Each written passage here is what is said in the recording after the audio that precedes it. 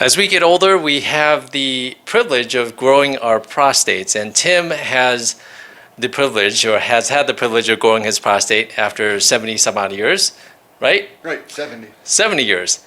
And he went through other treatments besides surgery before he had surgery. So I'm very excited for him to share his experience regarding a procedure he had done after taking multiple medications.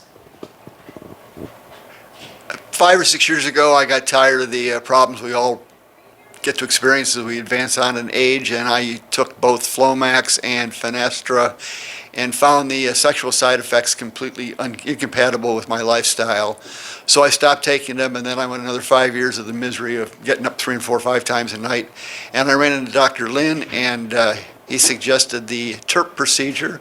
I had that done in February, and it's now early June, and everything is as good as it can be. I'm peeing like a 17-year-old. Peeing like a 17-year-old.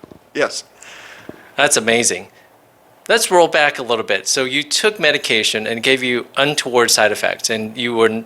I'm very sorry about the passing of your Right. wife, but you found a partner and you were sexually active, and unfortunately the medications were horrible. Correct. Yeah. What was happening? I could get an erection, but I had no interest in it. Got it. And so after stopping the medication, you suffered with your urinary symptoms, and then I did some evaluation on you and recommended a procedure to open up your prostate. A lot of people are concerned about erection problems, sexual problems after a TURP. And what was your experience?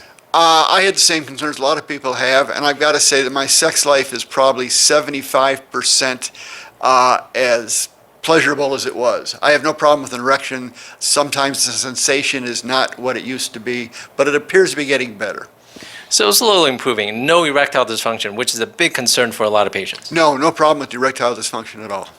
Before my dad had his TURP when he was older, he was also concerned about urinary incontinence, as far as not being able to control his urine and peeing on himself. I never had any thoughts of that. We didn't talk about it much. I think you mentioned it could be a possible side effect, but I've had no issues with that whatsoever. Wonderful. That's good to hear. And I know there are a lot of different treatment options out there, and not every treatment is the right treatment for a particular patient. So it's important to go through the workup, and you are a good, excellent candidate for the TURP procedure, and it sounds like you had a good recovery. Yeah, it wasn't bad. The week with the catheter was less than pleasant, but again, I'm retired. I sat around the house, watched a lot of television. Sounds good. And a lot of people think that TURP has to be performed in the hospital and you have to stay overnight. What was your experience? No, Dr. Lin has a facility right down the street and in and out the same day, and I was home sitting in my chair watching TV that evening. So yeah, it's a same-day outpatient procedure. There's a lot of misinformation out there. Most of us can perform this procedure as an outpatient, meaning you don't have to stay in the hospital. Correct, and that's how mine was done, and I was happy about that. Very good. Now, given what you know now and what you've experienced over the last several months after TURP, how has this changed your quality of life? Well, my shoes are lasting longer. I'm out walking to the bathroom as often. It's just, I've got the old life back.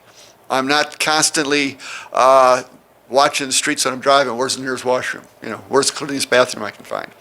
That is a very, very common thing that my patients do is that they know where all the bathrooms are before their procedure. That's correct. And I was in sales my whole life out of the car driving around, and I knew whatever town I was in where the Johns were. Well, Tim, thank you so much for sharing your story. No problem. Thanks for the good service.